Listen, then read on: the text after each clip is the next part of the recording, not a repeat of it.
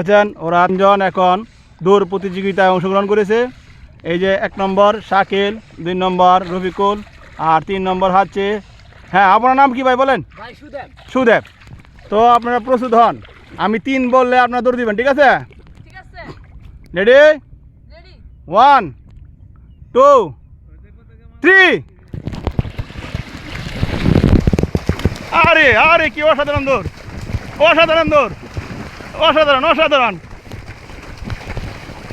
আরে দৌড়,